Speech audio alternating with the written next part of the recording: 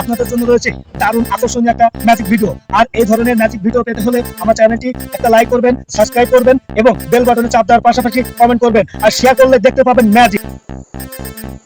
সবাইকে ভিডিওটি না টেনে দেখার জন্য অনুরোধ জানাচ্ছি।